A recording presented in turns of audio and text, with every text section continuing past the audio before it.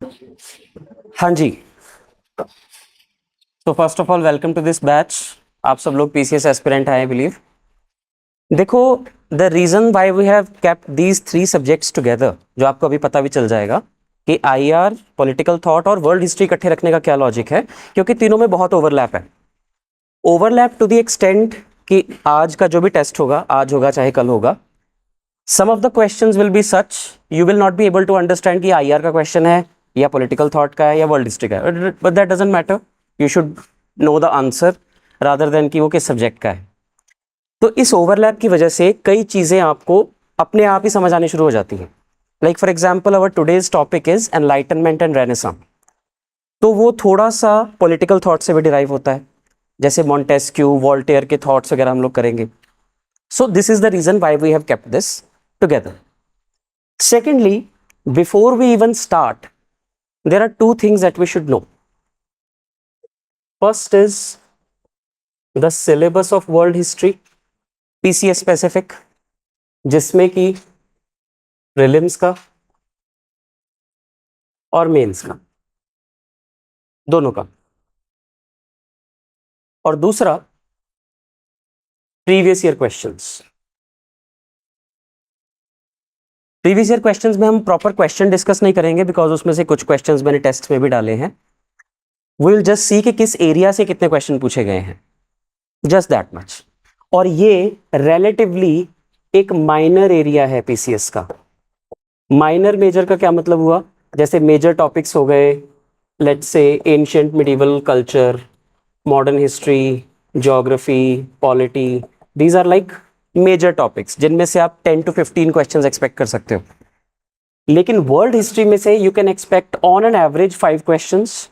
अब कभी 2-3 क्वेश्चंस भी आए हैं, कभी 7-8 क्वेश्चंस भी आए हैं। So that unpredictability is always there, but ऐसा बहुत रेयर है कि यहां से आपको 15 या 20 क्वेश्चन आ जाएंगे, जो कि इन सब्जेक्ट्स में हो सकता है। क्लियर? यहां तक किसी को कोई डाउट हो? एक बार अगर हम सिलेबस देखें, ये पीसीएस वर्ल्ड हिस्ट्री का प्रीलिम्स का सिलेबस है, प्रीलिम स्पेसिफिक, कि इन्हीं एरियाज से वो क्वेश्चन पूछते हैं। तो आज का हमारा ये टॉपिक है, renaissance and enlightenment. Then industrial revolution in Europe, American revolution, French revolution, Russian revolution, world wars, इन्हीं से क्वेश्चंस जो है पूछे जाते हैं। ये उनके सिलेबस से ही स्क्रीनशॉट लिया हुआ है। So this is वर्बैटिम what they have provided. बहुत अच्छी बात है ये पीसीएस की। यूपीएससी में प्रीलिम्स में ऐसा नहीं होता। यूपीएससी में प्रीलिम्स में लिख देते हैं events from India and around the world, कि anything under the sun they can ask, but यहाँ पे at least they have specified in prelims also कि भाई यहीं से पूछेंगे हम। मेंस में यहां तक तो ये चीज सेम रहेगी, रेवोल्यूशंस एंड वर्ल्ड वॉर्स तक। इसके बाद 2 टॉपिक्स आपके नए ऐड हो जाते हैं। एक है कॉलोनाइजेशन डीकॉलोनाइजेशन, यानी कि कॉलोनाइजेशन कैसे हुई और डीकॉलोनाइजेशन कैसे हुई। और उसके बाद कुछ political philosophies, communism, capitalism, socialism, which we need not necessarily cover in world history, they will be covered in political thought. इतना ओवरलैप है। So let's say if you get a question in mains on socialism, you need not know कि ये world history से answer करें हम या ये हम पॉलिटिकल थॉट से आंसर करें। You should understand what is socialism and you should understand the historical context of socialism, कि कहाँ कहाँ कब कब लगा था। That's it. ठीक, तो ये है आपका प्रीलिम्स और मेंस का वर्ल्ड हिस्ट्री का सिलेबस। अगर हम प्रीवियस ईयर क्वेश्चंस देखें प्रीलिम्स के, तो 2015 में इन एरियाज से क्वेश्चन आए हुए हैं। सो एग्जैक्टली व्हाट दे से, ऐसा नहीं कि कुछ आउट ऑफ सिलेबस आ गया। जो जो उन्होंने बोला है, एक क्वेश्चन फ्रेंच रेवोल्यूशन से था, एक रशियन रेवोल्यूशन पे, 2 वर्ल्ड वॉर 2 पे, एक वर्ल्ड वॉर 1 पे। सिमिलरली तो मतलब टोटल कितने क्वेश्चंस आए थे? 5, 2015 वाले प्रीलिम्स में। उसके बाद 2018 वाले में 9 क्वेश्चंस आए थे वर्ल्ड हिस्ट्री से। This kind of a deviation can be there. तो अब जैसे ये फेमस कोट्स और यूनाइटेड नेशंस है, you may say that famous quotes are from political theory, United Nations is from IR, but then again there is an overlap. United Nations second world war का भी हिस्सा है।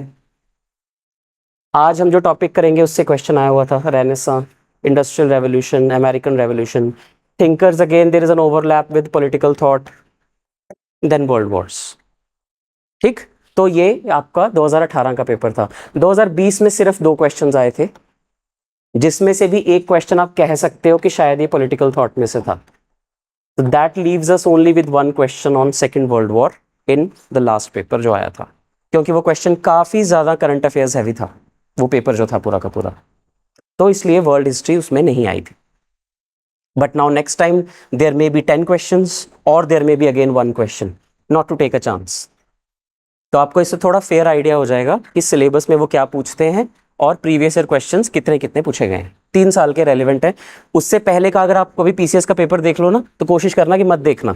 2012-13 वाले paper देखोगे ना, तो आपकी परसेप्शन बदल जाएगी कि ऐसा होता था कभी पीसीएस का exam. Used to be very simple, very simple. ऐसे ऐसे क्वेश्चंस भी पूछते थे वो लोग जो आज आप पढ़ोगे तो आपको हंसी आएगी. जैसे जो दूध के पैकेट लेते हैं हम लोग, उसके अलग अलग कलर्स होते हैं. So they had this question in match the following, yellow, red, green. तो उसके सामने लिखा हुआ है कि ये डबल टोन्ड मिल्क है या फैटलेस मिल्क है, तो उसको मैच करो. This kind of questions. या a question like which gas is filled in the chips packet of chips. हालांकि साइंस का क्वेश्चन माना जाएगा, but like really simple questions. या which gas is filled in tubelights. ऐसे ऐसे questions. But now इतने easy question नहीं पूछे जाते हैं.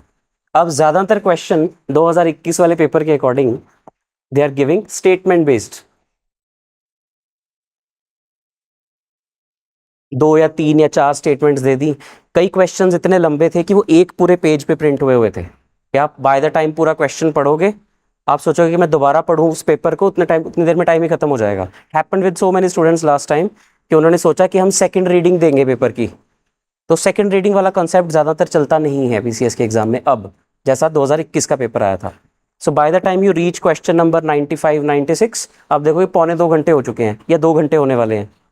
So you barely get time to revisit the questions, है ना. तो अब हम वो स्ट्रैटेजी नहीं रिकमेंड करते इस तरह के पेपर में कि आप पहले उसको मार्क कर लो, दोबारा देखेंगे इस क्वेश्चन को. So you just go about it. अब की स्ट्रैटेजी थोड़ी सी ऐसी हो गई है. वर्ल्ड हिस्ट्री में on the other hand you get straight forward questions. Again ये सिर्फ अब तक का ट्रेंड है. स्ट्रेट फॉरवर्ड मतलब सीधा क्वेश्चन, 4 ऑप्शंस, कोई स्टेटमेंट नहीं, nothing. And they are also factual in nature. For example, if they ask, who was the chancellor of Germany during Second World War? Like, of course, Hitler. But you get straightforward answers. No statements, nothing. But they can give you statements. ऐसा हो सकता है, ये possibility आपने लेके चलनी है. तो उसका तरीका यही होता है कि आप दोनों चीज़ें साथ साथ करेंगे, कंसेप्ट को भी समझेंगे और फैक्ट्स को भी याद करेंगे. अगर ये अप्रोच रखेंगे तो आपको मेंस में भी प्रॉब्लम नहीं आएगी, और प्रीलिम्स में चाहे फैक्ट्स आ जाए चाहे कंसेप्ट आ जाए, you are not at loss. ठीक. वर्ल्ड वॉर, सॉरी, जो वर्ल्ड हिस्ट्री है ना आपकी, I would count it easy to moderate. There is not even a single concept in world history जिसे आप डिफिकल्ट कैटेगराइज कर सको.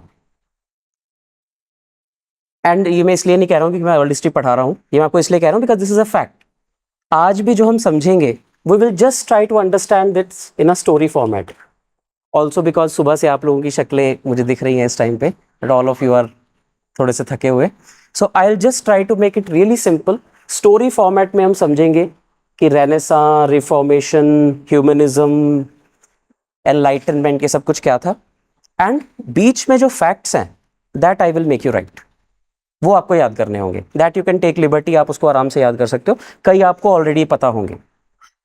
ठीक है. तो स्टोरी फॉर्मेट में हम कंसेप्ट्स को समझेंगे और फैक्ट्स को हम अलग से नोट डाउन करेंगे. This is going to be the methodology. उसके बाद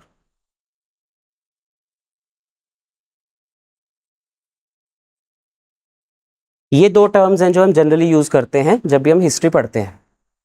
बीसी की full form before Christ. Okay. AD after. Anno domini, let's say, मतलब कई लोग इसको आफ्टर डेथ बोलते हैं. तो फिर जितनी देर जीसस क्राइस्ट अलाइव थे वो पीरियड कहाँ गया? आफ्टर डेथ एक्चुअली एक मिसनॉमर है, आफ्टर डेथ आप कभी यूज नहीं करेंगे. यू से before Christ, this is technically correct, कि जब तक जीसस क्राइस्ट पैदा नहीं हुए थे उससे पहले का पीरियड जो है उसे हम बिफोर क्राइस्ट बोल देते हैं. लेकिन जब आप इसको आफ्टर डेथ कहते हो तो जीसस क्राइस्ट अगर लेटर से 50 साल तक जिए तो वो पीरियड है ही नहीं कहीं हिस्ट्री में, इसका ये मतलब हुआ? नो. एनोडोनमी का मतलब होता है इन the year of the Lord. है ये उन्हीं से रिलेटेड है, लेकिन उनकी डेथ के बाद नहीं, उनके बर्थ से शुरू हो जाता है. So when you say we are in 2024 in the year of the Lord, इसका मतलब 2024 साल हो चुके हैं जीसस क्राइस्ट को पैदा हुए. So when he was born a new era began. सभी लोग ऐसे ही मानते हैं ना. अब जैसे नानक शाही कैलेंडर है, गुरु नानक देव जी के बर्थ से शुरू होता है ना वो. इसी तरह जो हिजरी कैलेंडर है वो प्रॉफिट मोहम्मद की जब हिजर शुरू हुआ था तब से शुरू होता है ना. So it begins from that date, not from their death, from their birth और फ्रॉम अ स्पेशल इवेंट. तो ये वाली जो कैटेगराइजेशन है ये भी ठीक है, आप बीसी और एडी भी यूज कर सकते हो. लेकिन अब ये दोनों जो है ना इसमें रिलीजियस कॉनोटेशन है. बहुत सारे और हिस्टोरियंस हुए, उन्होंने कहा कि हमें क्रिश्चियनिटी से नहीं रिलेट करना अपने टर्म को, कि ठीक है पूरी दुनिया एक स्टैंडर्ड ही मानेगी, ऐसा तो है नहीं कि कहीं पे 2045 चल रहा है, कहीं 2040 चल रहा है.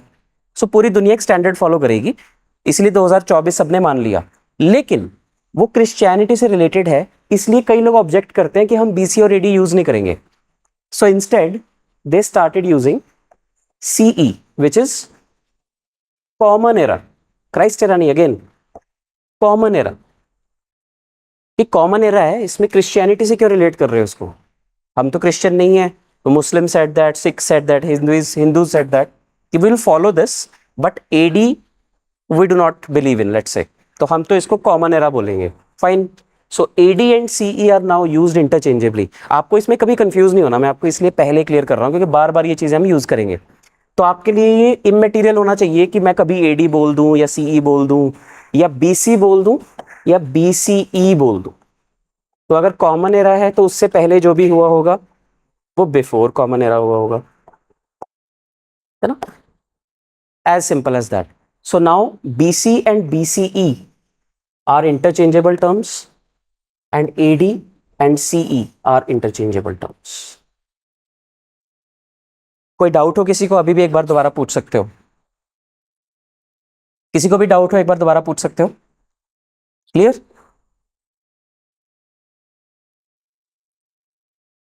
जब भी हम हिस्ट्री ऑफ द वर्ल्ड को देखते हैं तो एक बहुत इंटरेस्टिंग फैक्ट सामने आता है.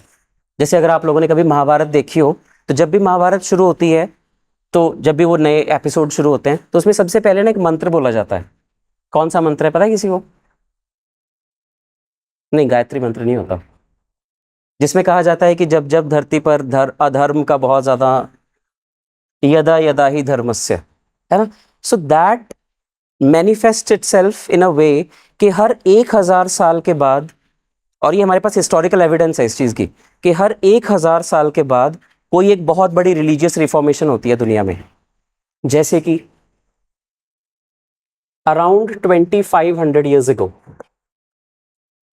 let us say 5th century BCE या BC में कौन से धर्म पैदा हुए थे दुनिया में?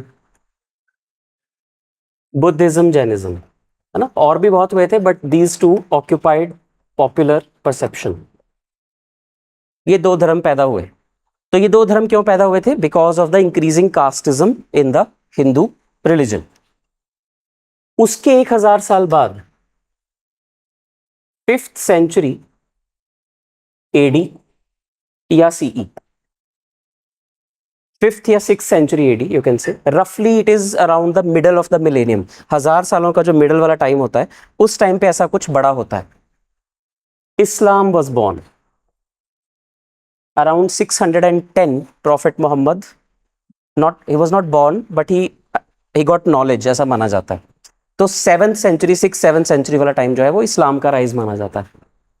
Then 15th 16th century AD और CE जो कि हमारे लिए रेलेवेंट है. हमारी वर्ल्ड हिस्ट्री यहां से शुरू होती है for the purpose of this exam. इस टाइम पे अब पूरी दुनिया में अलग अलग जगह पे अलग अलग मूवमेंट्स चल रही हैं, जैसे कि इंडिया में Sikhism was born around this time, Bhakti movement was born around this time, या was at its peak around this time, Sufi movement was at its peak around this time.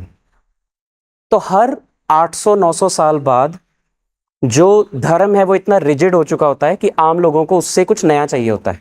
They seek liberty, they seek you can say new moral values. तो उसकी वजह से कोई नई movement शुरू होती है जो कि धर्म बन जाती है, या जो इतना कोर आइडियोलॉजिकल हेफ्ट अपनी छोड़ जाती है कि वो अगले कई सौ सालों तक चलती रहती है.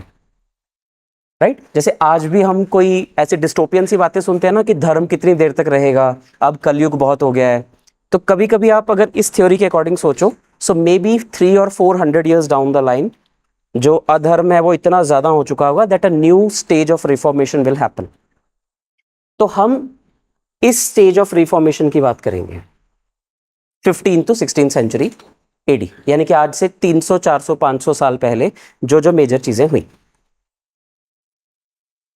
अब इस टाइम को हम कहते हैं द पीरियड ऑफ एनलाइटनमेंट या रेनेसां. रेनेसां वर्ड का बड़ा सिंपल सा मतलब होता है इंटेलेक्चुअल रीबर्थ, यानी कि आप वाकई में मर के दोबारा पैदा नहीं हुए हो, लेकिन आपके थॉट्स इतने रेडिकली चेंज हो गए हैं कि एक तरह से आपका पुनर्जन्म हुआ है. और ये बातें आज आपको बहुत अजीब लग सकती हैं कि ये तो पता ही है, इसमें क्या खास बात है, लेकिन ये हाइंडसाइट में कहना बहुत आसान होता है. उस टाइम पे ये बातें करना बहुत मुश्किल होता है. जैसे हम जब मॉडर्न हिस्ट्री पढ़ते हैं तो उसमें एक ब्रीफ पीरियड आता है 50 से 60 साल का 1800s में, जिसे हम सोशो रिलीजियस रिफॉर्म का टाइम कहते हैं, जब राजा राम मोहन रॉय, स्वामी विवेकानंद, ये सब लोग हुए थे. तो इन्होंने बड़ी सिंपल सी बातें कही थी जो आज आपको लगेगा कि हाँ ठीक तो कह रहे हैं, सती को अबॉलिश करना चाहिए, बिल्कुल करना चाहिए, विमेन को एजुकेशन देनी चाहिए, है ना, विमेन के लिए इक्वालिटी होनी चाहिए. लेकिन ये बातें उन लोगों ने आज से 200 साल पहले की थी, आज भी तो उतनी ही रेलिवेंट है. मतलब नो डाउट कुछ चीजें प्रॉपरली एलिमिनेट हो गई, जैसे सती सिस्टम हमने एलिमिनेट कर दिया, बट विमेन इक्वालिटी आज हो गई क्या 100%? नो. आज भी जब ग्लोबल जेंडर डेवलपमेंट इंडेक्स जब आता है तो उसके एक एनालिसिस के अकॉर्डिंग अभी हमें 125 साल और लगेंगे पूरी दुनिया में 100% जेंडर इक्वालिटी अचीव करने के लिए. तो वो 200 साल पहले वो बात कह रहे थे. सिमिलरली विमेन्स एजुकेशन क्या आज 100% है? अभी तालिबान आ गया अफगानिस्तान में, उन्होंने बंद करवा दी. राइट तो अब रेनेसां के पीरियड के दौरान जो कुछ भी हुआ वो आज हमें बहुत ऑब्वियस लग सकता है कि उन लोगों ने क्या क्या बातें की. उन्होंने कहा कि साइंस जो है वो बहुत, it should occupy the prime position in our lives.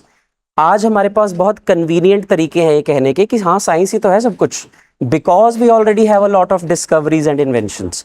उस टाइम पे नहीं थी, तो उस टाइम पे ये बात कहना बहुत बड़ी बात थी. And that is why this renaissance period, particularly European Renaissance period, changed the whole world in ways that it cannot be unchanged. European renaissance की वजह से इकोनॉमी में, सोसाइटी में, पॉलिटिक्स में इरिवर्सिबल चेंजेस आए जो आज हम लोग डायरेक्टली और इनडायरेक्टली एक्सपीरियंस करते हैं. हमारा पॉलिटिकल सिस्टम कैसा है, हमारी सोसाइटी किन चीज़ों को मानती है, हमारी इकोनॉमी किन प्रिंसिपल्स पे चलती है, all these things derive their value from the European renaissance period. जितने भी हम लोगों के दिनों के नाम हैं, right from Monday to Sunday, ये सब ग्रीक और रोमन सिविलाइजेशन से आते हैं. जैसे Monday is actually moon's day, Tuesday is Tiw's day, ये किसी ना किसी ग्रीक या रोमन गॉड का नाम है. सिमिलरली जनवरी से लेकर दिसंबर तक सारे महीनों के नाम जो हैं ये भी किसी ग्रीक या रोमन गॉड्स के नाम पर हैं. Then there are so many brand names that we hear which are either Greek और Roman gods and goddesses.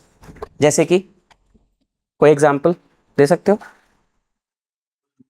Apollo, Atlas, Nike, there are so many names. These are the names of Roman gods and goddesses और Greek gods and goddesses. So there was a time, मतलब अगर हम build up to enlightenment की बात करें, ऐसा नहीं था कि अचानक से बस एनलाइटनमेंट आ गई, कि बस सब लोगों को आकाशवाणी हुई, ऊपर से कोई आवाज आई और उनको लगा कि हम तो अब जाग गए. It was a long drawn process. सिर्फ थोड़ा ब्रीफ में अगर हम देखें, ग्रीक और रोमन सिविलाइजेशंस जो थी, they occupied the supreme position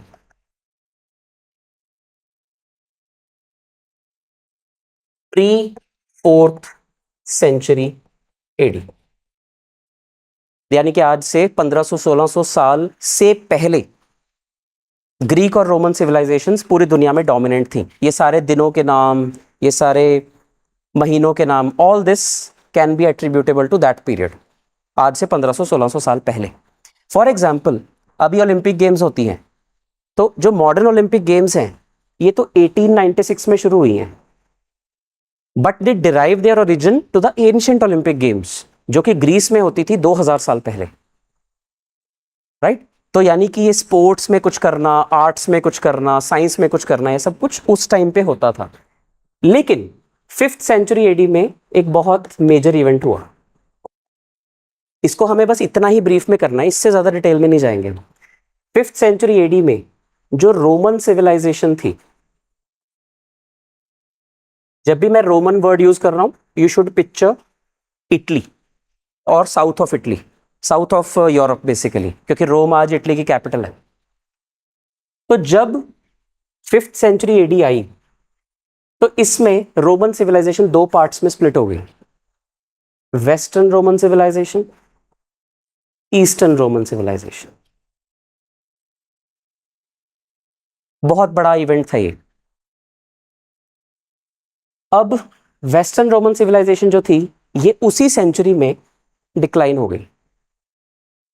in the 5th century AD itself it declined, और यहां पे और कुछ डायनेस्टीज ने आके रूल करना शुरू कर दिया। लेकिन जो ईस्टर्न रोमन सिविलाइजेशन थी, it went on till 15th century AD.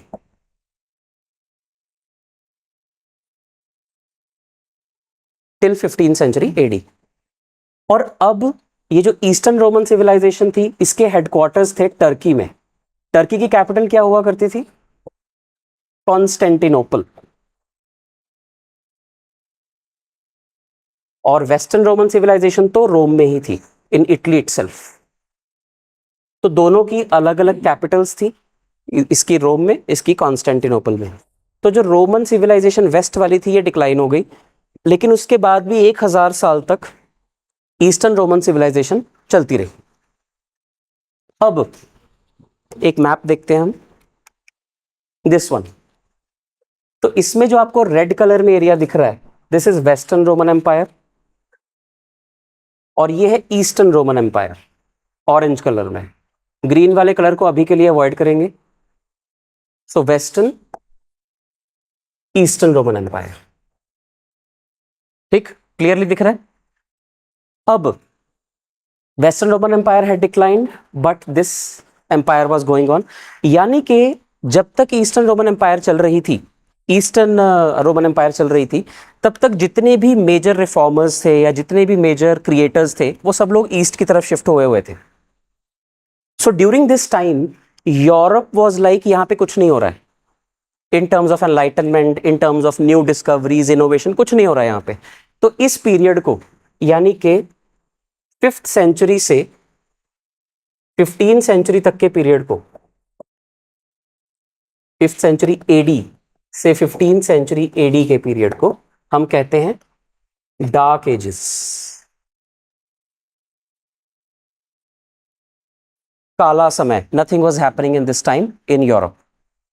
तो ये 1000 साल ना, बहुत सारे हिस्टोरियंस नहीं भी एग्री करते हैं कि ऐसा कोई ब्लैक टाइम आया था या कोई डार्क एजेस आई थी, बट द फैक्ट कि उस 1000 साल में यूरोप की कोई ऐसी कंट्रीब्यूशन नहीं दिखती पूरी दुनिया में, points out to the fact कि वहां कुछ हुआ ही नहीं था 1000 साल तक।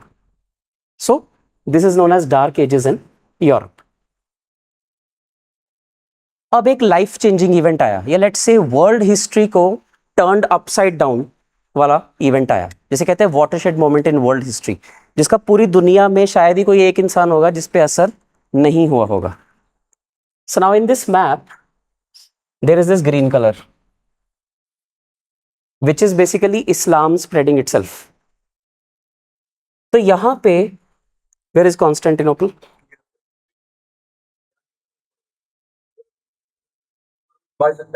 ये थोड़ा अजीब सा है map.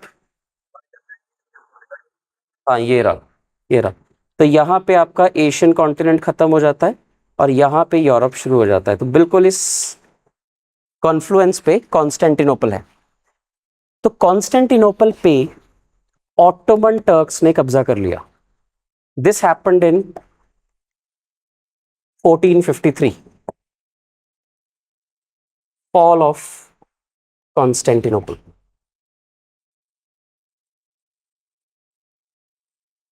Fall of Constantinople. That means Eastern Roman Empire fell to Ottoman Turks. अब एक और स्टोरी यहां पे छोटी सी जो हमें समझनी है। इस पूरे टाइम के दौरान 5th to 15th सेंचुरी के दौरान 7th सेंचुरी में इस्लाम का जन्म हुआ in Saudi Arabia. Saudi Arabia में बहुत सारी अलग अलग ट्राइब्स हुआ करती थी। उन सबको यूनाइट करने का काम किया प्रॉफेट मोहम्मद ने।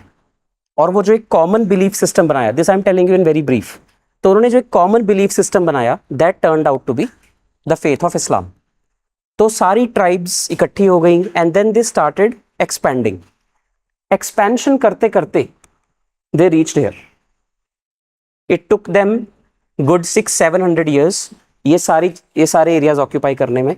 यहाँ नॉर्थ अफ्रीका, यहाँ वेस्ट एशिया, ये सारा अरब caliphate. So they started expanding in this direction. जब वो यहाँ पे पहुंचे तो इससे ऊपर वाला जो एरिया है ना, this was like frozen area. और उस टाइम पे हमारे पास कोई तरीका नहीं होता था इसको पार करने का, बहुत पुराने टाइम्स में। तो सारा ट्रेड यहीं से होके जाता था। This used to be the route through Constantinople.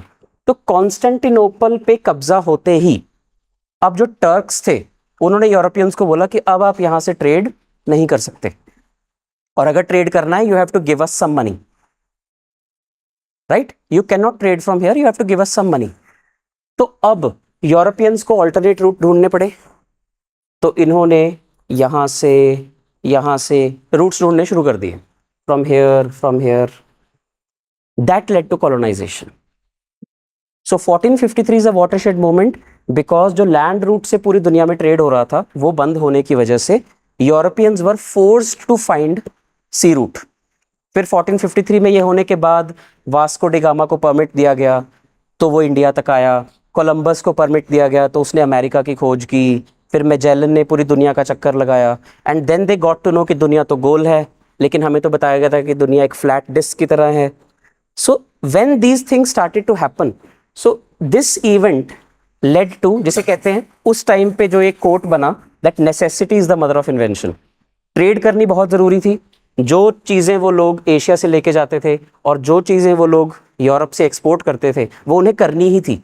अब अगर लैंड रूट बंद हो गया तो उन्होंने ढूंढा कि हम और कहाँ से जा सकते हैं, and that led to the creation of the world map जैसा हम आज देखते हैं। तब उन्हें पता चला कि अच्छा अगर हम इधर से चले जाएं तो इंडिया भी आ जाएगा यहाँ से।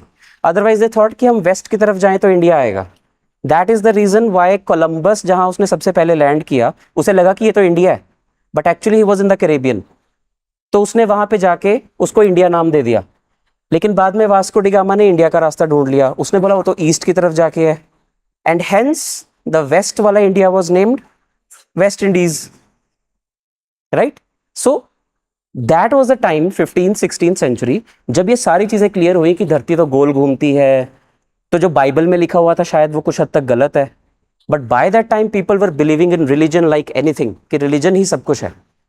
सो the age of enlightenment challenged religious ideas, challenged social conventions, challenged economic conventions and every single thing that we see. उसी टाइम पे इंडिया में भी ऐसा ही कुछ चल रहा था जिसे हम भक्ति और सूफी मूवमेंट कहते हैं, लेकिन वो उस लेवल की नहीं थी because they were not backed by scientific revolution. Europe में साइंटिफिक रेवोल्यूशन भी साथ साथ में चल रहा था। The discoveries of Galileo, Copernicus, Newton, ये सब लोगों ने डिस्कवरीज की। So they also added in this belief कि हम जो भी पता कर रहे हैं वो साइंटिफिकली टेस्टेड है। This whole period is what we call enlightenment period. So you see how the necessity of enlightenment started because of, यानी कि अगर एक वर्ड में बोलना हो, इकोनॉमिक नेसेसिटी। जब ट्रेड करने के लिए कोई और तरीका नहीं बचा तो उन्हें रूट्स ढूंढने पड़े, तो उन्हें अलग अलग तरीके निकालने पड़े, and that led to change of everything that they had believed ever. अगर हम मॉडर्न वर्ल्ड हिस्ट्री को देखें तो उसमें भी ये बात कुछ हद तक सही है. हमारी अप्रोच ब्रिटिश के खिलाफ लड़ने की दो ब्रॉड कैटेगरीज में हम बांट सकते हैं. एक अप्रोच, जब तक हमें पता नहीं था कि वो तो हमें इकोनॉमिकली एक्सप्लॉइट करने आए. ब्रिटिश ये कहते थे, वो भी तो कोई लॉजिक देते होंगे ना कि हम क्यों जा रहे हैं कॉलोनाइजेशन करने. वो लॉजिक देते थे कि this is white man's burden, कि हम भाई सिविलाइज्ड हैं बस पूरी दुनिया में, और हमने पूरी दुनिया को सिविलाइज करना है. ये जो काले अफ्रीकन लोग होते हैं, ये जो ब्राउन एशियंस होते हैं, इन सबको हमने सिविलाइज करना है, इनको कुछ नहीं आता.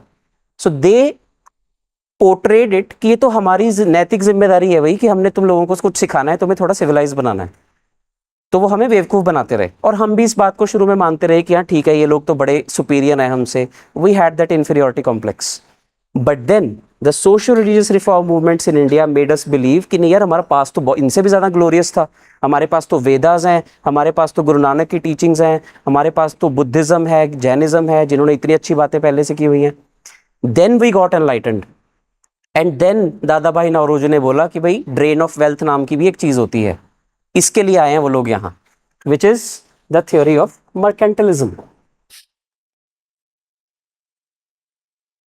कि एक देश अपने फायदे के लिए किसी दूसरे देश को भी ऑक्यूपाई कर सकता है. This is mercantilism. Imperialism, mercantilism जो है ये प्योरली इकोनॉमिक डॉक्ट्रिन है. इंपीरियलिज्म में आप हर तरह की सुपीरियोरिटी दिखा रहे हो कि हम तो तुमसे आइडियोलॉजिकली भी सुपीरियर हैं. मर्केंटलिज्म में आप बिल्कुल क्लियर हो कि एक कंट्री अपने इकोनॉमिक बेनिफिट के लिए दूसरी कंट्री को भी ऑक्यूपाई कर सकती है, जो कि आज बहुत ही वियर्ड आइडिया है, बहुत ही अब्सर्ड आइडिया है, goes against the natural laws, goes against the established principles, लेकिन उस वक्त ये माना जाता था, इसीलिए कॉलोनाइजेशन हो गई. ठीक, तो एक बार टाइमलाइन आपको क्लियर है सारी.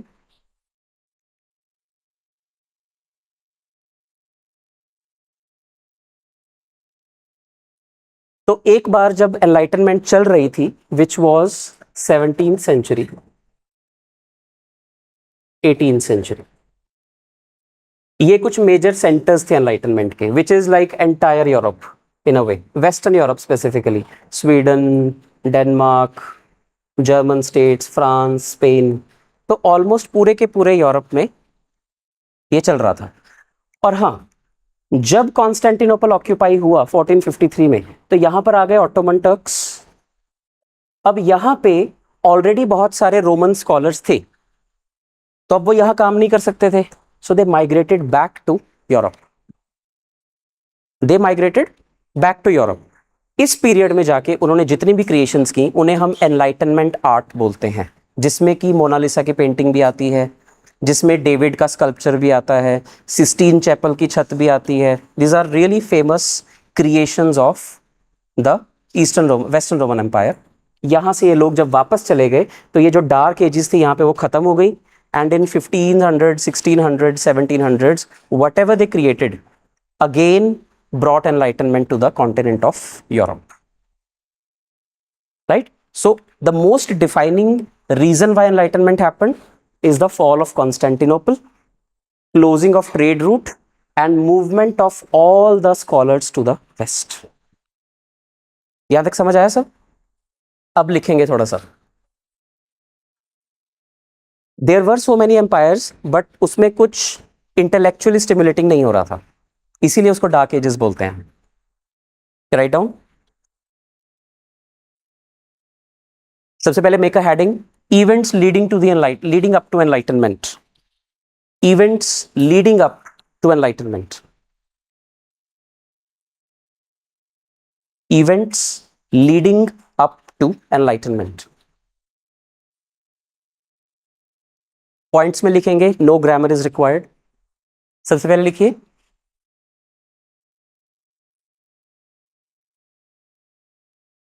Before 4th century AD, before 4th century AD, Greek and Roman empires, Greek and Roman empires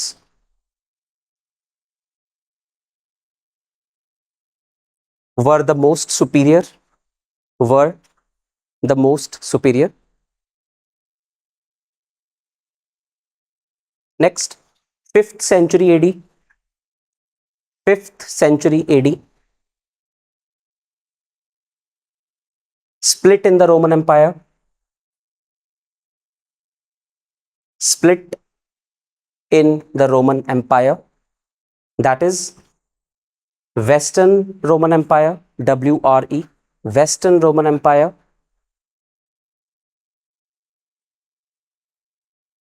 bracket में लिखिए रोम, Western Roman Empire in Rome, and Eastern Roman Empire in Constantinople. And Eastern Roman Empire in Constantinople. आपको notes मिलेंगे, ये मैं सिर्फ आपको जितना हमने किया है वो रिकलेक्ट आप कर पाए, just for that purpose I am making you right. Next 15th century AD. 15th century AD. इसमें लिखेंगे इन 1453. इन 1453 Ottoman Turks, OTTOMAN, Ottoman Turks. In 1453 Ottoman Turks captured Constantinople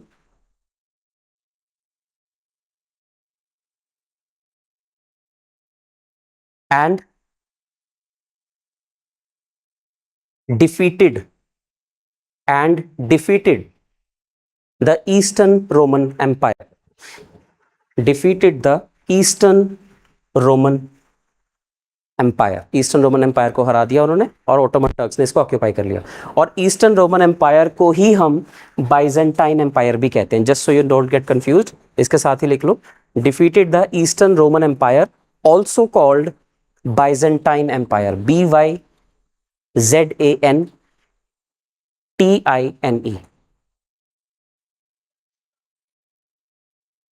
From Arabian, occupied Constantinople and defeated the Eastern Roman Empire, or also known as Byzantine Empire.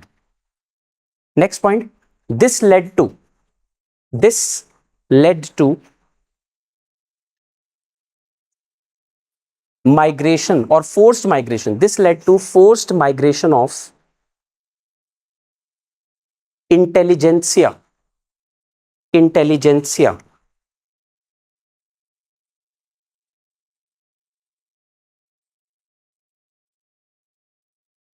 to Europe.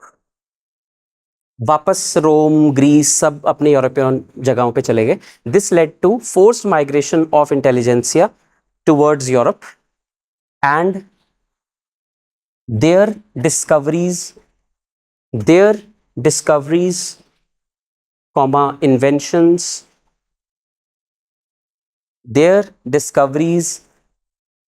inventions, innovations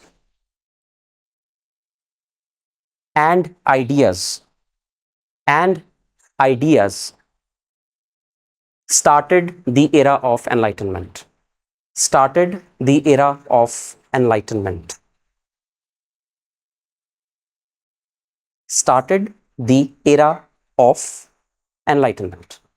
अब enlightenment का जो period माना जाता है, the period of enlightenment, next point, the period of enlightenment is believed to be 18th century. 18th century यानी 1700s का time. हाँ जी. The era of enlightenment, the period of enlightenment is believed to be in the 18th century. लेकिन अगर हमें बहुत specific होना है, then it can be counted from 1688 till 1815. From 1688 till 1815. उसका रीजन क्या है? 1688 ग्लोरियस रेवोल्यूशन. ग्लोरियस रेवोल्यूशन क्या था? जैसे अमेरिकन रेवोल्यूशन हुआ, फ्रेंच रेवोल्यूशन हुआ, ऐसे जो ग्लोरियस रेवोल्यूशन था ये इंग्लैंड में आया था. तो ग्लोरियस रेवोल्यूशन में जो जेम्स टू था, इसको हरा के Mary had become the Queen of England.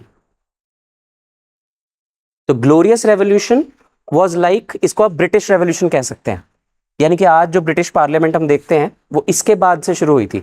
सो 1688 को क्यों मान रहे हैं हम start of enlightenment? Because glorious revolution took place. और इसको ग्लोरियस कहा जाता है because it was bloodless revolution. इसमें किसी का खून नहीं बहा था. It was a peaceful revolution, hence it was called glorious revolution. इसके बारे में बस इतना ही पता होना चाहिए आपको. तो वहां पे जो किंग था, again no need to remember the names also, इतना जरूरी नहीं है, बस आपको ये याद रखना है कि ग्लोरियस रेवोल्यूशन 1688 में हुआ था. और उसमें जो एक डिस्पोटिक राजा था उसको हरा के जो नया किंग और क्वीन बने थे, उन्होंने बहुत सारे चेंजेस लाए सिस्टम में, जैसे कि constitutional monarchy. This was one of the changes brought about by glorious revolution. हम जब आज़ाद हुए 1947 में, हमने सबसे पहला काम कॉन्स्टिट्यूशन बनाने का ही किया. We were not the first country to do that. हमसे पहले बहुत सारी कंट्रीज में कॉन्स्टिट्यूशन बने हुए थे. पहला रिटन कॉन्स्टिट्यूशन अमेरिका में बना था जैसे, लेकिन एक प्रॉपर एस्टैब्लिश्ड सिस्टम जिसमें एक पार्लियामेंट होती है, पूरा पार्लियामेंट्री सिस्टम होता है, that begin in England and that begin after the glorious revolution. इसलिए तो इंग्लैंड कहता है that we are like the origin of democracy. और हम भी जो मॉडल फॉलो करते हैं पार्लियामेंट्री सिस्टम का, वो ब्रिटेन पे बेस्ड है, because it started during this time. तो 1688 के बाद से देखो कितने साल हो गए हैं, 300 350 साल हो गए हैं. हाँ, तो तब से इंग्लैंड में अनब्रेकेबली सेम सिस्टम ऑफ गवर्नेंस चला रहा है, with a lot of changes of course. तो इसलिए यहां से हम मानते हैं एनलाइटनमेंट का स्टार्ट. और 1815 में क्या हुआ था? 1815 में हम खत्म क्यों मानते हैं एनलाइटनमेंट को? एनलाइटनमेंट तो एक बार हो गई. व्हाई इट एंडेड, हालांकि वो हम एंड में डिस्कस करेंगे, but still you should know 1815 में जो नेपोलियनिक वॉर्स थी वो खत्म हुई. 1815 में बैटल ऑफ वाटरलू हुई थी, ये हम पढ़ेंगे जब हम फ्रेंच रेवोल्यूशन करेंगे. तो इस टाइम तक आते आते यूरोप में लोगों का भरोसा सा टूटने लग गया था कि अब एनलाइटनमेंट बस बहुत हो गया, let us move past it. There were so many events जिससे ऐसा हुआ, लेकिन उसमें नेपोलियनिक वॉर्स एक बहुत बड़ा रीजन था. और दूसरा था रोमांटिसिज्म का आना.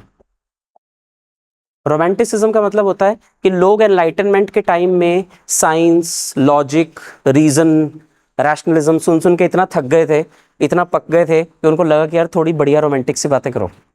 And romantic does not mean necessarily कि एक ही तरह का रोमांटिसिज्म होता है. Romanticism can be with nature also, कि थोड़े इमोशंस को सुपीरियोरिटी देना ओवर रीजन एंड रैशनलिज्म. तो एरा ऑफ रोमांटिसिज्म आ गई यूरोप में, जिसकी वजह से लोगों को लगा कि हाँ बस ठीक है, बहुत हो गया एनलाइटनमेंट. उसकी वजह से बहुत सारी बढ़िया डिस्कवरीज, इन्वेंशंस हो गई हैं, अब थोड़ी इमोशनल बातें करो. So that led to sudden और ग्रेजुअल डिक्लाइन ऑफ एनलाइटनमेंट. तो इस पीरियड को हम कहते हैं the era of enlightenment in Europe, रफली 18th सेंचुरी या 1688 से 1815 तक. उसके बाद नेक्स्ट लिखेंगे the period from 5th to 15th century AD. The period from 5th to 15th century AD is known as Dark Ages in Europe. Is known as Dark Ages in Europe. A person named Francesco Petrarca, ये नाम लिखा हुआ है, Francesco Petrarca.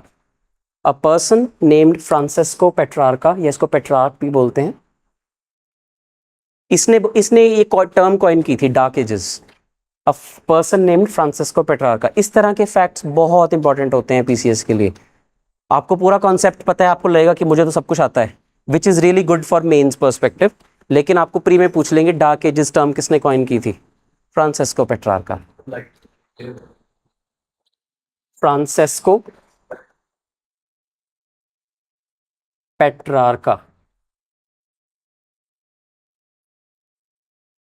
तो ये एक Italian scholar था, इसने ये टर्म कॉइन की थी. ठीक है जी. He coined this term because he was dismayed by the lack of good literature in western Europe after the fall of Roman empire. वो कह रहा है कि 1000 साल हो गए, वेस्टर्न रोमन एम्पायर में कुछ अच्छा लिखा ही नहीं जा रहा है. एंड देन अगर आप में से किसी ने एमए इंग्लिश लिटरेचर की हो या बीए में इंग्लिश लिटरेचर पढ़ा हो, इज देयर एनीवन? कोई नहीं है?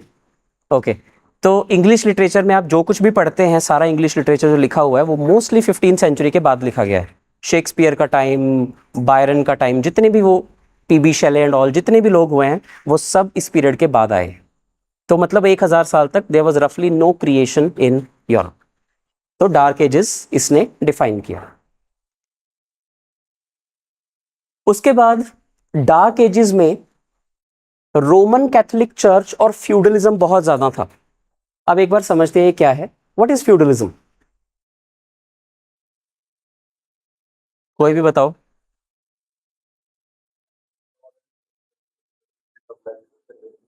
हाँ, तो क्या होता था इसमें?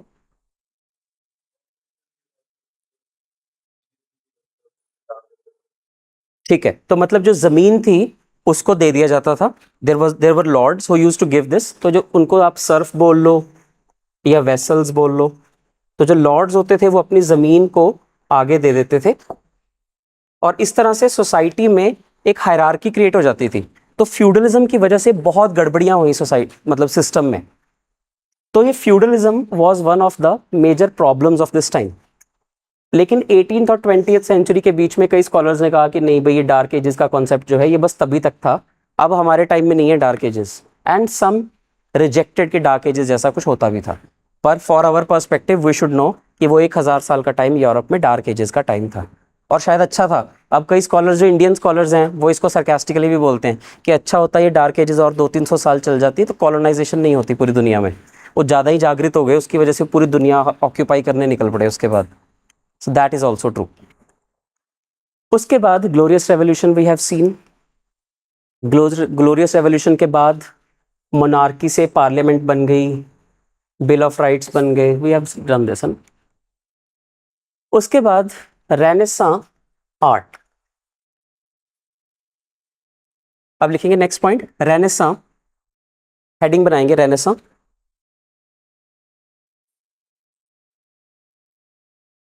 It means intellectual rebirth.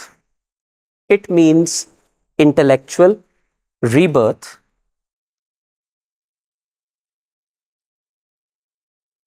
that led to that led to the following changes that led to the following changes in the European system.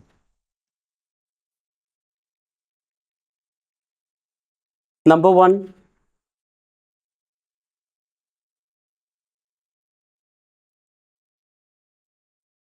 economic changes.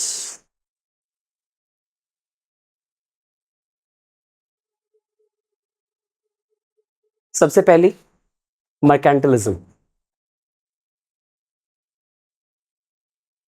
Mercantilism में लिखेंगे it was mercantilism was the belief mercantilism was the belief that a country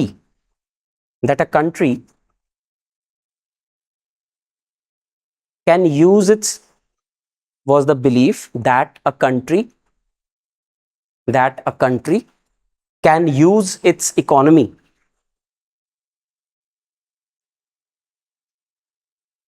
to further the nation's growth to further the nation's growth and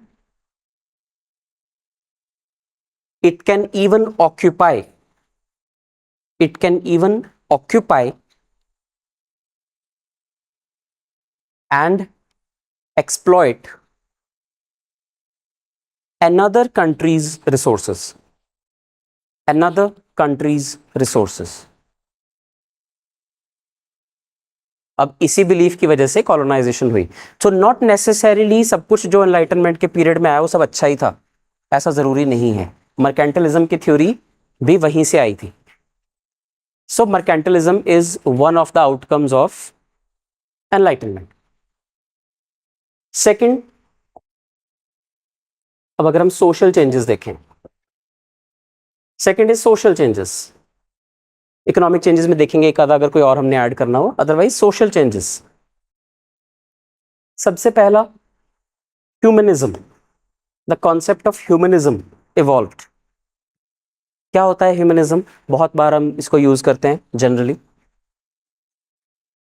पूरी दुनिया जो है, human beings are the centre of the universe. ये belief कि सब कुछ human being से ही आता है. भगवान को मान लो तो वो होते हैं, नहीं मान लो तो वो नहीं होते हैं. Everything is a creation of human beings. ये बिलीफ, इसको बोलते हैं ह्यूमनिज्म. लिखेंगे इसमें the belief that human beings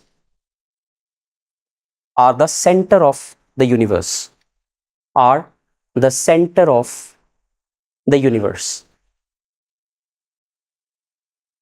तो अगर आपने ये मान लिया कि human beings are the centre of universe, it is akin to saying कि human beings are like God. इसका यही मतलब नहीं हुआ?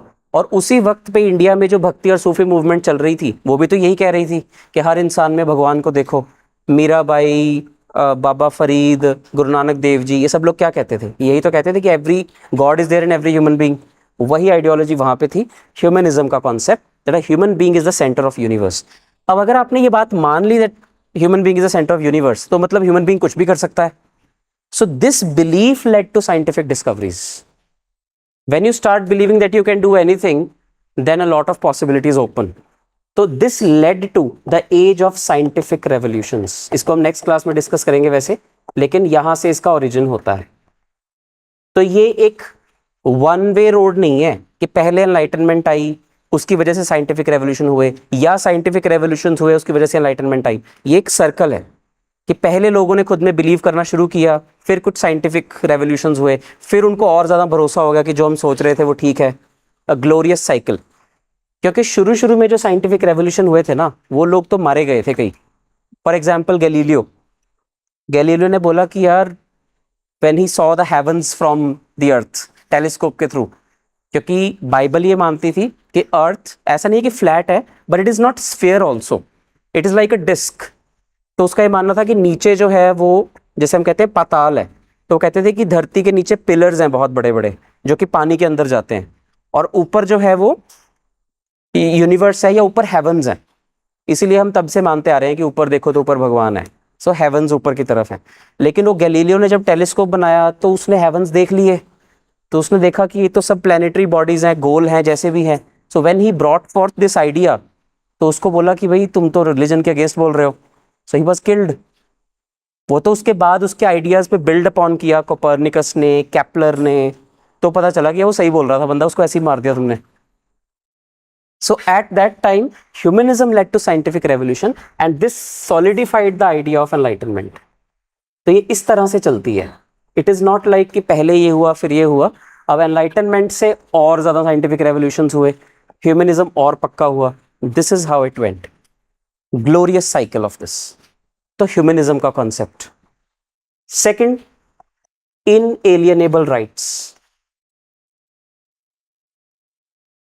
आज जिन्हें हम फंडामेंटल राइट्स में पढ़ते हैं कॉन्स्टिट्यूशन में, freedom of speech and expression, right to life, ये वो इनएलिएनेबल राइट्स. अब अगर इंसान भगवान के बराबर है तो उसके बड़े सारे राइट्स होने चाहिए. इनएलिएनेबल राइट्स का कॉन्सेप्ट इसमें लिखेंगे. इनएलिएनेबल राइट्स में every human being born on this earth,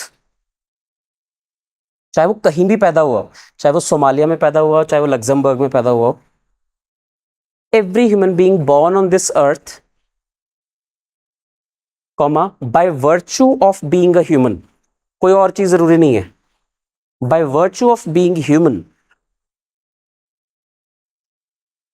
enjoys certain rights, enjoys certain rights which cannot be taken away. Inalienable का ये मतलब हुआ which cannot be taken away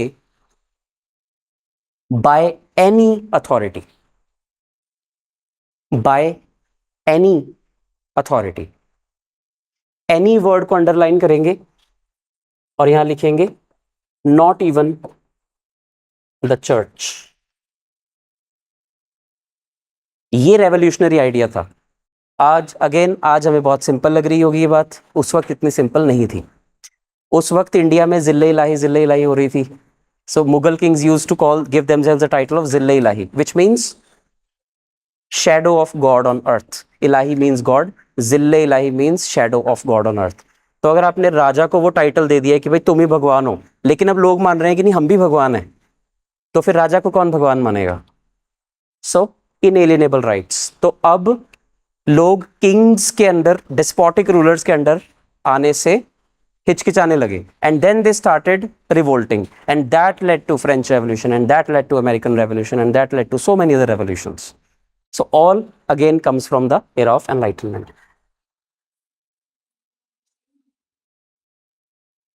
हाँ मतलब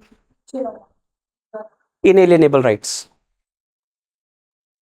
हाँ ये उसी का पार्ट होगा, इसी से ये निकलता है. Once you believe you are like equivalent to God, then you enjoy all the rights. Then political changes.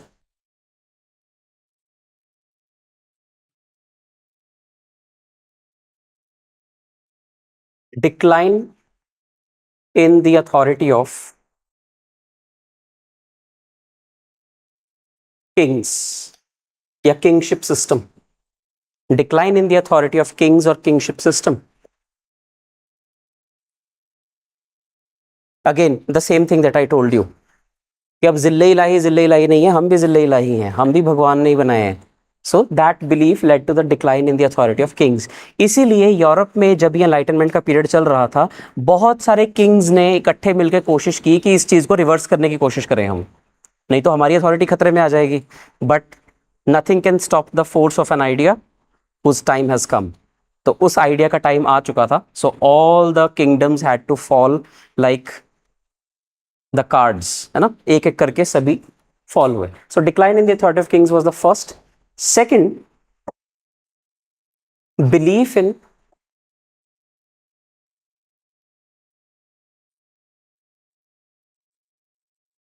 Constitutional system. अब यहां पे कॉन्स्टिट्यूशन का मतलब ये नहीं है कि सीधा उन लोगों ने उस टाइम पे कॉन्स्टिट्यूशन लिख दिया था, but the belief in a system कि हाँ कुछ रिटन रूल्स एंड रेगुलेशन होंगे जो सबको मानने होंगे. This idea, belief in constitutional system, this also came from here. Third, decline in church's authority. यहां पे हम इसको पॉलिटिकल चेंजेस का हिस्सा क्यों मान रहे हैं? Because church use to rule in so many places. Church की अथॉरिटी डिक्लाइन हुई because Bible was questioned, because kings were questioned. कई सारे किंग्स जो थे वो धर्म के नाम पे ही तो रूल करते थे. There are so many kings in Europe, in fact all of them जो किसी ना किसी चर्च को पैट्रनाइज करते थे. ऐसा इंडिया में भी हमेशा से रहा है, किसी ना किसी धर्म को कोई ना कोई डायनेस्टी जो है वो पैट्रनाइज करती रही है. तो वो वहां से अथॉरिटी लेते थे कि देखो भगवान ने हमें अपॉइंट किया है, इसलिए हम तुम लोगों पे एहसान कर रहे हैं, मैं तुम्हारा राजा बन के. But then when people started all these things in enlightenment, they started questioning in reverse कि we question your authority, we also question that religion's authority जिसने तुम्हें भगवान बनाया हुआ है. So decline in church's authority. उसके बाद दो तीन कुछ important events. One is Protestant reformation. ये आपको स्टैंड अलोन ही पता होने चाहिए, इसमें ऐसी कोई बड़ी स्टोरी वाली बात नहीं है. One important event of this time was Protestant reformation. अब ये क्या था? ये सब कुछ यूरोप में हो रहा है, और यूरोप में सबसे डोमिनेंट रिलीजन था उस टाइम क्रिश्चियनिटी. तो क्रिश्चियनिटी में Roman Catholicism was the most dominant religion. Roman Catholics were the most dominant. और ये बहुत रिजिड हो चुका था, इतना ज़्यादा रिजिड हो चुका था कि जो इसमें पोप होता था या जो प्रीस्ट होते थे बहुत ज़्यादा अथॉरिटी एक्सरसाइज करते थे. और उसने उन्होंने जिस किंग का नाम ले दिया वो किंग मानो भगवान हो गया. देयर वॉज प्रोटेस्टेंट का मतलब क्या है? The people who protested against this system, they were called Protestant Christians. आज की डेट में क्रिश्चियंस रोमन कैथोलिक्स अलग होते हैं, प्रोटेस्टेंट्स अलग होते हैं, मैथोडिस्ट्स अलग होते हैं, but Protestant is very important for us. तो प्रोटेस्टेंट रिफॉर्मेशन क्या है? You can say attack on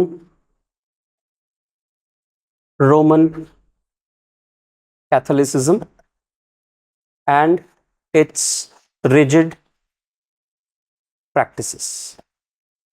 तो जिन लोगों ने रोमन कैथोलिसिज्म को मानने से मना कर दिया या इसमें रिफॉर्म्स की डिमांड की, उन सबको कहा जाने लग गया प्रोटेस्टेंट्स. रिलीजन में भी रिफॉर्म आना ही था because it was linked to politics. This was a major event of enlightenment, Protestant reformation. आज भी दुनिया में बहुत ज़्यादा क्वांटिटी में क्रिश्चियंस हैं जो प्रोटेस्टेंट्स कहलाते हैं खुद को. So they do not believe in the rigid ways of Roman Catholics. So attack on the Roman Catholicism and its rigid practices. लेकिन एक फर्क जो आज भी आपको रोमन कैथोलिक्स और प्रोटेस्टेंट्स में दिखेगा आज भी, वो ये है कि रोमन कैथोलिक्स आज भी पूरी दुनिया में एक ही अथॉरिटी के अंडर यूनिफाइड है, दैट इज पोप, जो कि वेटिकन सिटी में बैठा है. But the same is not true for Protestants. There is no single authority for Protestant. और उसका रीजन अच्छा है. वो रीजन ये है कि प्रोटेस्टेंट्स ये चाहते ही नहीं थे कि हम भी एक ऐसा ही ऑर्डर बन जाएं जैसा कि रोमन कैथोलिक्स हैं. तो Protestants basically protested against Roman Catholics. तो अब सबने अपना अपना वर्जन बनाया कि नहीं, हम ऐसे नहीं बनेंगे, हम ऐसे बन जाएंगे, हम ऐसे बन जाएंगे. तो every country basically had a different form of Protestant religion. लेकिन सभी लोग जीसस क्राइस्ट को मानते थे, दैट इज अ गिवन. लेकिन थोड़ा थोड़ा थोड़ा आइडियोलॉजीज में फर्क. तो पूरी दुनिया में कोई एक सिंगल अथॉरिटी हम नहीं कह सकते जो प्रोटेस्टेंट्स को हेड करती हो, sort of. Clear? So what did these Protestants believe in? Deism, another word used in enlightenment period. Deism क्या होता है? जैसे हम कहते हैं मोनोथीज्म, एथीज्म. डीइज्म क्या होता है, पता है किसी को? The belief that God created the universe, God created the world, but वो किसी चीज में इंटरफेयर नहीं करते. लिखेंगे इसको. Deism is the belief that God created everything और God created the universe but does not interfere in its functioning. But does not interfere in its functioning.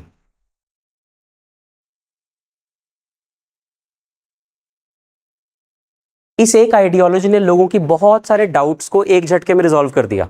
जैसे लोग कहते थे कि भगवान कभी किसी का बुरा नहीं कर सकते. सभी लोग मानते थे कि भगवान तो बहुत अच्छे हैं, भगवान कभी किसी का बुरा नहीं करते. फिर उस टाइम के लोग इतने भोले होते थे, उन्होंने जब देखा कि यार शेर ने किसी जानवर का शिकार कर लिया, तो सोचेंगे यार ये जानवर, इसको भगवान ने क्यों नहीं बचाया, शेर इस जानवर को कैसे खा गया. उस टाइम पे इतना साइंटिफिक थॉट तो था नहीं कि this is the law of nature, food chain ऐसे चलती है, फूड वेब ऐसे चलता है.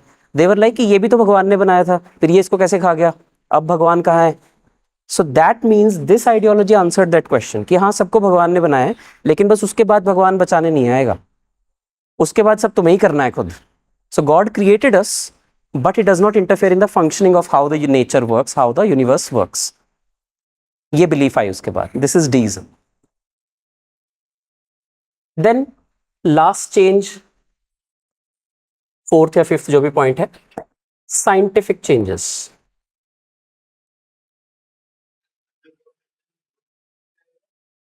प्रोटेस्टेंट रिफॉर्मेशन भी पॉलिटिक्स में आ जाएगा.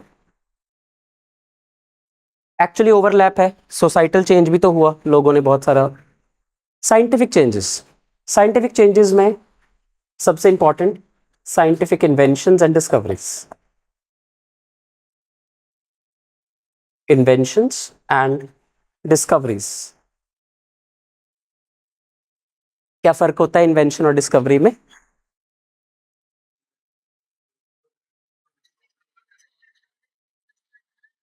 जो ऑलरेडी एग्जिस्ट है वो कौन सा है? डिस्कवरी. ठीक है, something that is already there. जैसे माउंट एवरेस्ट जो है वो डिस्कवर हुआ था, इन्वेंट नहीं हुआ था. So Mount Everest is the highest mountain in the world, so discovered. And let us say telescope was invented, है ना, does not already exist, which is created. तो बहुत सारी इन्वेंशंस और डिस्कवरीज जो थी उस टाइम पे हुई. For example Galileo, Copernicus, then you have Kepler, Newton, gravity का कॉन्सेप्ट, सारे अलग अलग अलग. Now this is like an amount of information जो आपको करनी है. आपका आज का जो होमवर्क है वो सिर्फ यही है, आपको एक दो छोटे छोटे टेबल बनाने हैं विच शुड हैव 20 to 25 रोज, जिसमें जैसे गैलीलियो, इसके आगे इसने क्या इन्वेंट या डिस्कवर किया था, Copernicus, Kepler, Newton, major 10 15 20. And another table you have to make of explorers, जैसे कि वास्को डी गामा, कोलंबस और मैजेलन और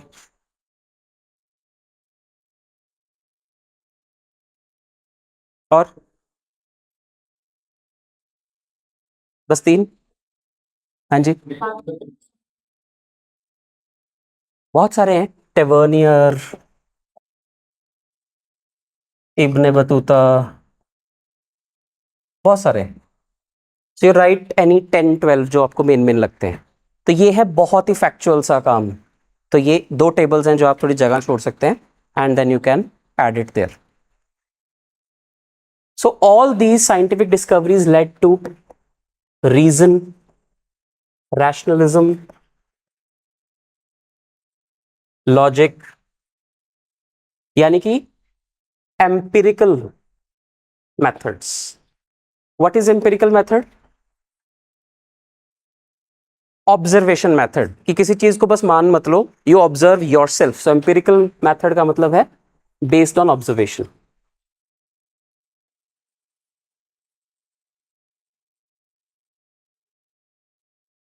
based on observation.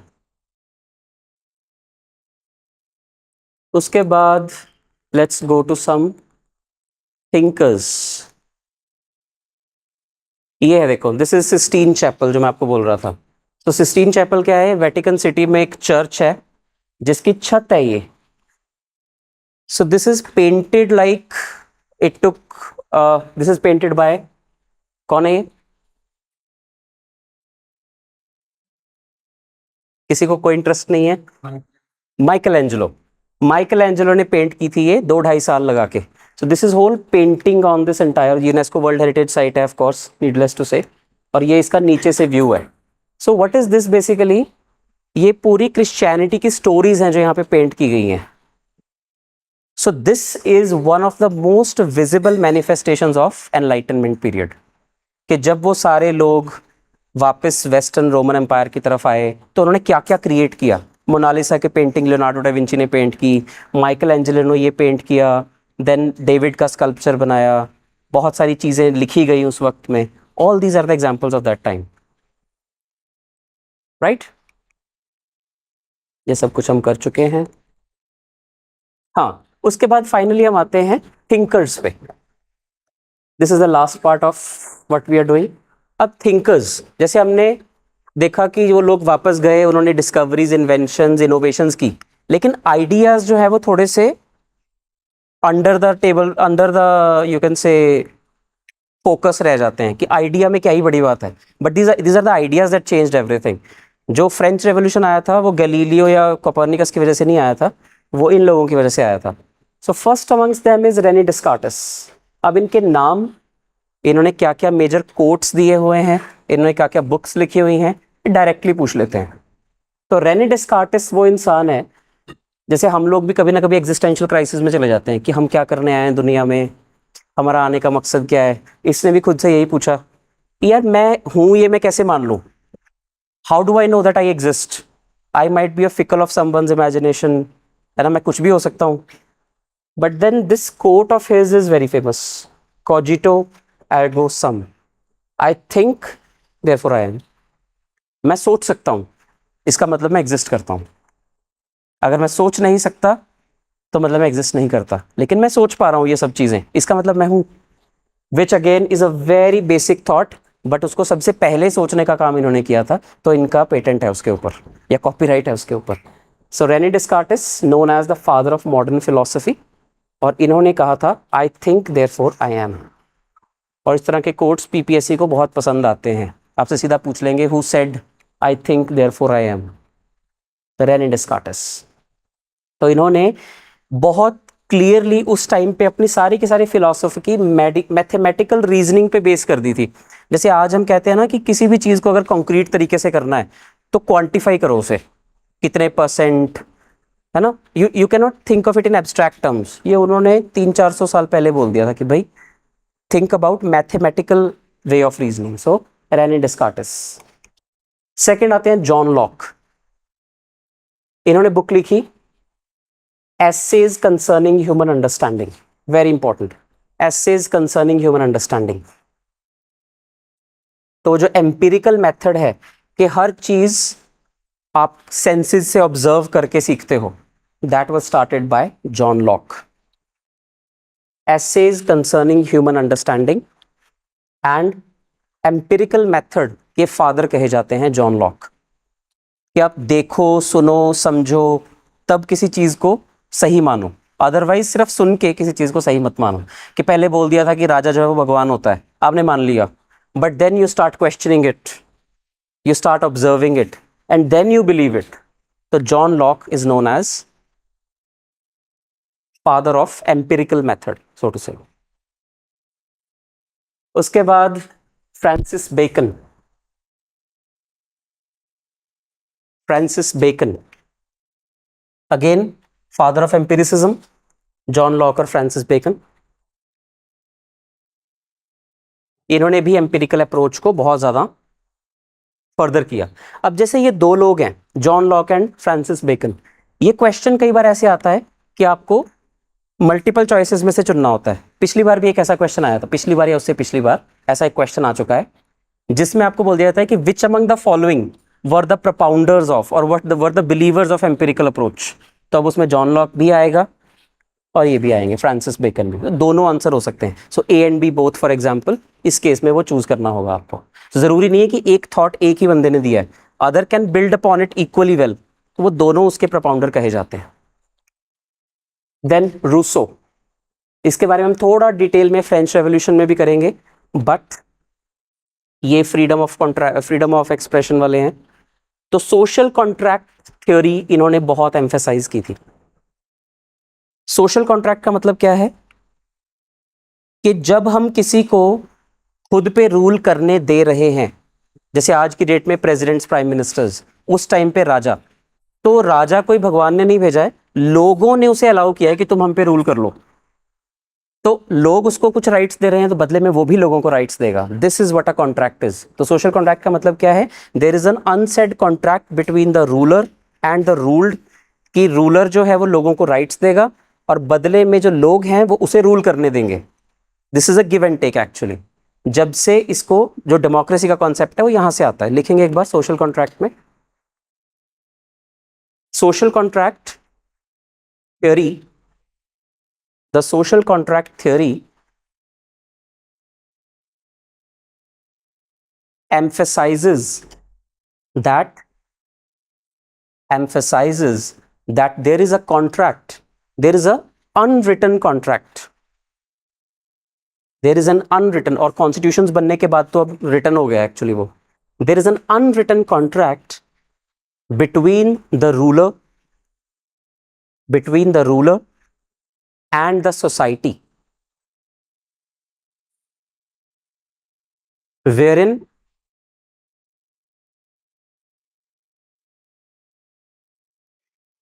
the people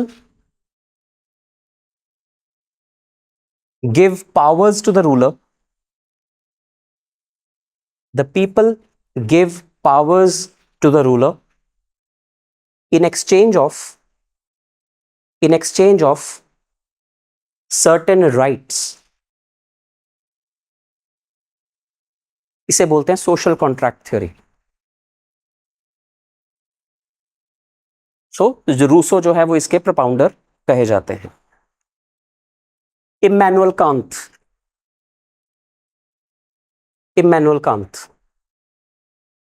इन्होंने ये बहुत अच्छा सा एक कोट दिया था, ये पूछा हुआ है प्रीवियस ईयर पेपर में आपके, ये वाला, we can never know objects in themselves but only as they appear to us, जो हम परसेप्शन वर्ड बहुत इजीली आजकल यूज कर लेते हैं ना, जैसे हम कहते हैं कि किसी का पॉलिटिकल ओपिनियन किस चीज पे डिपेंड करता है कि आप चीजों को कैसे परसीव करते हो, योर परसेप्शन. तो he was the one who said this, we can never know objects in themselves but only as they appear to us. यानी कि ही टॉक्ड अबाउट परसेप्शन. अगर आप इनमें से कुछ नहीं भी लिख पा रहे हो, इट्स टोटली फाइन, सब कुछ मैंने नोट्स में दिया हुआ है, वैसे डोंट वरी अबाउट इट, सारा कुछ नोट्स में मैंने ऐड किया हुआ है. Then Voltaire.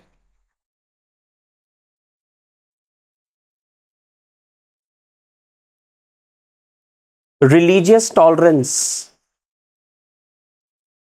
he advocated. Religious tolerance, let us learn to tolerate each other's religion. Freedom of expression, बहुत फेमस स्टेटमेंट है इनकी, कोई बता सकता है? 2018 वाले पेपर में प्री में पूछी गई है. Who said this? Answer was Voltaire. I may not agree with what you say, but I shall defend till death your right to say it. मैं अग्री ना करूं चाहे कि तुम क्या बोल रहे हो, लेकिन तुम ये बोल सकते हो, ये मैं डिफेंड करूंगा. This is what Voltaire said. तो मतलब freedom of speech and expression का जो फंडामेंटल राइट, वो इनकी आइडियोलॉजी से आता है.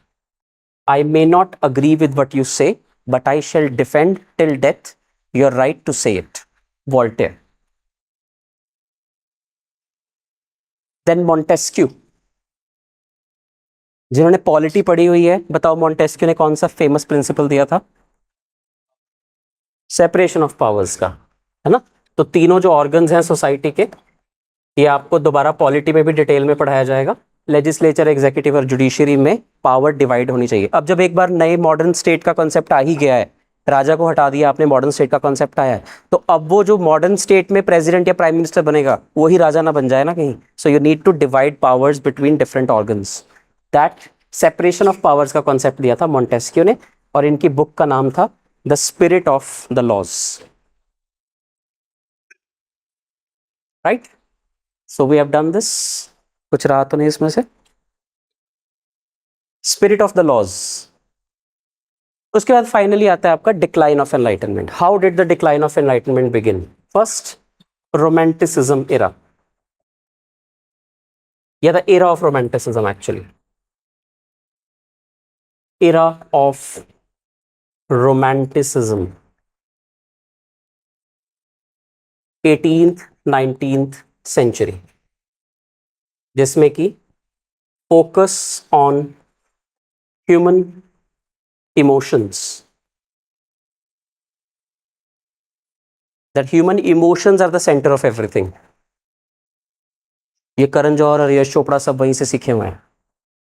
तो focus on human emotions rather than reason, rationality, this and that. So era of romanticism. Now this also reflected in उसके बाद वाला जितना भी आर्ट है, उसके बाद जितनी भी पेंटिंग्स बनी, सब जगह वही शुरू हो गया. बुक्स भी वैसी लिखी जा रही हैं, पेंटिंग्स भी वैसी बन रही हैं, स्कल्पचर्स भी वैसे बन रहे हैं. सो इमोशंस बहुत ज़्यादा. Era of romanticism. सेकेंड, एक कलेक्टिव मॉब की, मॉब तो नहीं कहेंगे इस केस में, कलेक्टिव सोसाइटी की एक विल पावर की एक लिमिट होती है, वो उससे ज्यादा नहीं चल सकती. तो कोई मूवमेंट आप 400-500 साल नहीं चला सकते हो. Collective decline in the people's will, या will power of the people, कुछ भी लिख सकते हो आप. लेकिन ये जरूर है, वो तो यूरोप की बात कर रहे हैं हम, लेकिन वो आइडियाज बाय दैट टाइम दुनिया के बाकी पार्ट्स में स्प्रेड होने शुरू हो गए थे, जैसे कि एशिया में आने शुरू हो गए थे, जिसकी वजह से हम डीकोलोनाइज हुए. So collective decline in people's will in Europe की, बस बहुत हो गया अब. Third, post French revolution wars, जिसमें कि नेपोलियनिक वॉर्स भी आती हैं. 1789 में फ्रेंच रेवोल्यूशन आया था, लोगों को लगा कि अब सब कुछ ठीक हो जाएगा, लेकिन उसके अगले 20-25 साल बहुत केओस का टाइम था. तो लोगों को लगा कि हमने एज इफ कुछ हासिल ही नहीं किया, तो लोगों का बिलीफ उठ गया और एनलाइटनमेंट जो है वो धीरे धीरे डिक्लाइन होनी शुरू हो गई. And fourth and final, over occupation of Europe with colonisation. ये वो टाइम था जब कॉलोनाइजेशन अपने पीक पे थी 1800s में। तो वहां के लोगों को it's really silly actually what you can make people believe in the name of nationalism. अगर आप लोगों को यकीन दिलाओ कि ये चीज़ तुम्हारी नेशन के लिए सही है तो तुम जेनोसाइड भी कर सकते हो, तुम वॉर भी कर सकते हो, तुम स्लेवरी भी जस्टिफाइड है, सब कुछ जस्टिफाइड है। So people in the eyes of the people of Europe colonialism was justified, mercantilism was justified, क्योंकि उन्हें बोला गया कि देखो यार उससे तुम्हारा ही भला हो रहा है, ड्रेन ऑफ वेल्थ हम कर रहे हैं तो वो इंडिया से हो रही है लेकिन यूरोप के तो खजाने भर ही रहे हैं। पीपल बिलीव दैट कि चलो ठीक है। So at that time they did not have a problem कि वहाँ के लोगों के राइट्स वायलेट हो रहे हैं। So over occupation of Europe with colonisation was another reason why people did not object और एनलाइटनमेंट धीरे धीरे, बिकॉज अब हाइपोक्रेसी वाली सिचुएशन हो गई थी कि आपकी कॉलोनीज में वो सब राइट्स नहीं मिल रहे लोगों को लेकिन यूरोप में मिल रहे हैं। So that led to slow decline of enlightenment. One of the minor reasons कि people did not take it very seriously. And this is how enlightenment came to an end. अब इस पूरे enlightenment में major events क्या क्या थे और अब इसी में से इंडस्ट्रियल रेवोल्यूशन अलग से निकलेगा जिसे हम नेक्स्ट क्लास में डिस्कस करेंगे। वो एक अलग टॉपिक है for so many different reasons. यहाँ पर जो फोकस है वो सारा का सारा साइकोलॉजिकल चीज़ों के ऊपर है। जो इंडस्ट्रियल रेवोल्यूशन है उसमें सारा फोकस इकोनॉमी के ऊपर रहेगा। So that's why 2 different topics and 2 different treatments. कोई डाउट हो किसी को तो पूछिए। इसके नोट्स आपको मिल जाएंगे और क्वेश्चंस आप देख लेना कि आपको आज करने हैं कल जैसे भी सर बोलेंगे। ठीक है जी, क्लियर? Thank you.